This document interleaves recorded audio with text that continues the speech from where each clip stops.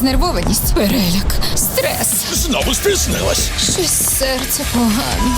Тримай Корвалмент. Корвалмент. Швидка допомога вашому серцю. Вкотре горить Крим, але радіють українські оборонці на півдні Херсонщини.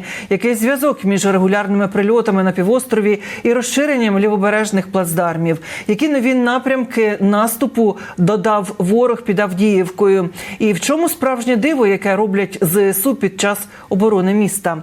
А ще про роботу аеророзвідки 3-ї штурмової бригади в околицях Бахмуту. Більше про події 639-го дня Великої війни у матеріалі Олексія Пасака. Що далі, то більше тривожного настрою для кримських окупантів. Російське міністерство нападу заявляє про масовану атаку дронів. Буцімто збили одразу 13 безпілотників над окупованим півостровом. Вочевидь, у збитті брали участь і будівлі. Телеграм-канал «Кримський вітер» повідомляє про ураження військової частини у Джанкої. Є і ліквідовані і поранені загарбники. Який зв'язок регулярної бавовни в Криму і активності ЗСУ на півдні України? Ці події, які розгортаються на лівобережжі Херсонщини, ці події – це є результат майже піврічного нанесення ударів по військових об'єктах в Криму. Тобто зараз там якоїсь надлишку або можливості оперативно туди перекинути техніку, боєприпаси немає. І результатом є вибиття на півдні України російських систем протиповітряної оборони. Бачили відео, як було нанесено бомбою «Джейдан», нашою авіацією, удару по командному пункту російського спецназу, який з находу був розгорнутий там на лівобережжі Херсонщини. Ну і відповідно продовжується планомірна робота по Криму. Але поки ЗСУ непомітно для загалу посилюються на півдні, ворог не полишає спроб сунути на схід. У Таврійському угруповані військ кажуть про ліквідацію близько 700 окупантів лише на їхній ділянці фронту. І це понад половина від усіх втрат росіян за добу. Що відбувається на підступах до Авдіївки. У міській військовій адміністрації кажуть одразу про 5 напрямків ворожих штурмів. Ворог, відверто кажучи, відкрив ще, чи більш активно почав штурмувати ще 2 напрямки. Це напрямок Промки. Хоча дуже рідко вони там якісь активності проводили на Промці. Ну і з напрямку Донецька від Спартака також вони почали свої штурмові дії. Якщо раніше здебільшого там 3 напрямки таких основних було, то зараз їх вже, скажімо так, майже 5.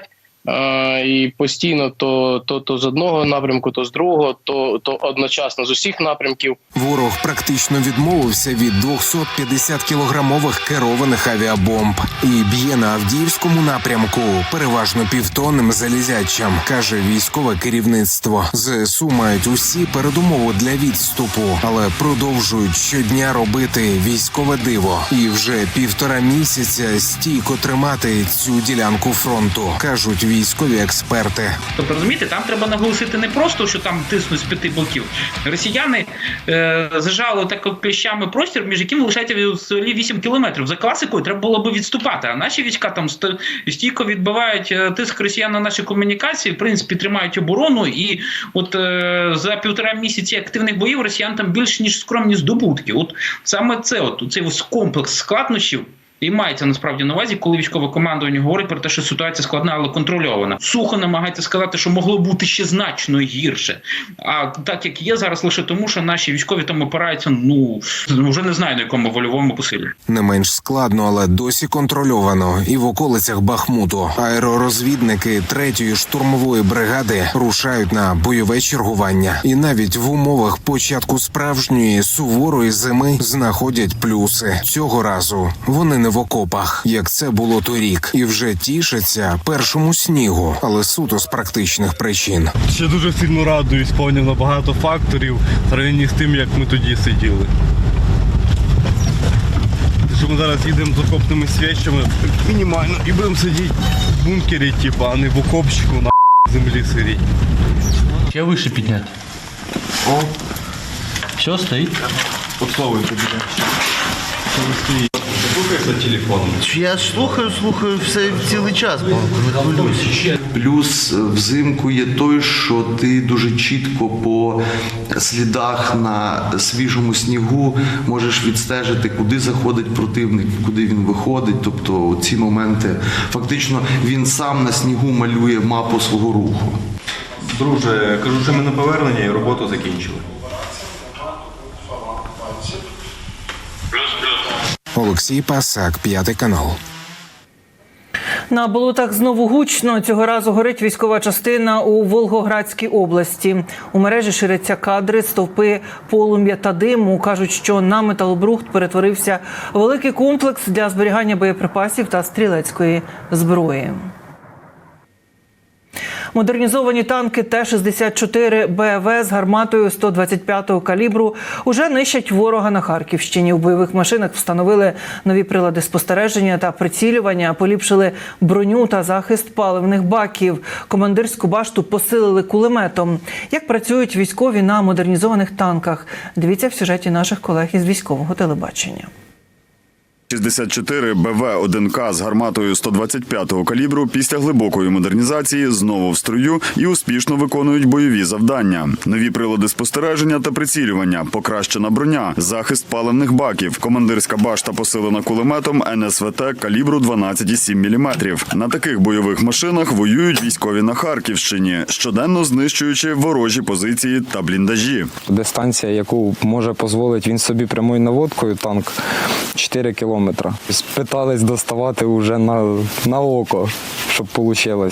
Але достали. Достали дуже гарно, відпрацювали по окопах, відпрацювали по їхніх бліндажах. Один із них був бліндаж з БК. Основна відмінність нової модифікації танка полягає у заміні старих радіостанцій на цифрові, що дозволяє розширити операційну дальність управління до 500 кілометрів. Танк Т-64 БВ-1К модернізації 2022 року отримав сучасні засоби навігації та зв'язку, що відповідають стандартам НАТО. Також ця машина має двигун потужністю 840 кінських сил, що дозволяє йому швидше переміщатися. Боєкомплект машини – 36 снарядів, заряджання автоматичне, швидкострільність до 8 пострілів за хвилину.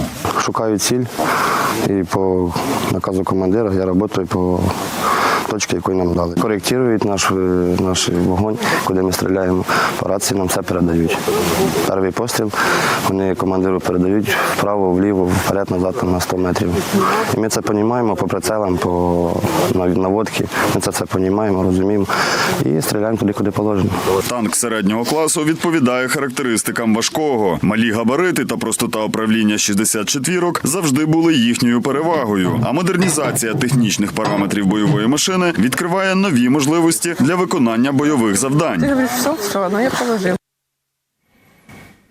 Загроза нападу росіян з території Білорусі зберігається, але наші прикордонники готові до будь-яких сценаріїв та стоять на варті нашої держави. Про щоденну роботу українських воїнів на північному кордоні дивіться в матеріалі Держприкордонслужби. Знаходимось ми в пункті пропуска, який на сьогоднішній даний час не працює. Повністю все заміновано і тримаємо, як то говориться, оборону. У 2006 році я з цього пункту пропуска пішов на пенсію, прослуживши тут пів свого життя. А як почалася війна, а куди я? Нікуди. Тут треба стояти, там сім'я, діти. Погано. Вони нам, я б ніколи не подумав, що вони такого ножа в спину нам втикнуть, того що все-таки війна почалась, пішли війська з Білорусі.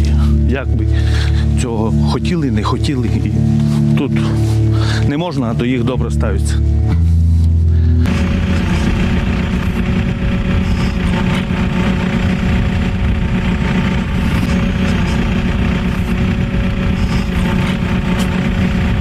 Знаходимося в окопах. Це фактично перша лінія перед Білоруссю. Окопи майже добудовані. Єдине, ще вони не накриті маск-сітками. Обладнані позиції ДШК, кулеметника, гранатометника. Також до окопів під'єднані керовані міни. Зліва, справа і перед нами знаходяться мінні поля. Ми досить добре закопані, в нас є бліндажі, в нас є дзоти, в нас є досить зброї, в нас є кулемети МГ, в нас є гранатомети, відповідно, ручні гранати і дуже-дуже багато патронів. Ми охороняємо довірену нам ділянку і спробуємо нанести їм максимальне огневе враження. Уже раніше були, спілкувалися ми з білоруськими, як служив ще до 2006 року, а зараз все. Все, тут на кутку їхні 3 камери стоять, вони вже доклад на Пінськ пішов. Так. От і все. От тут і є, де біла лінія, державний кордон з Білорусі.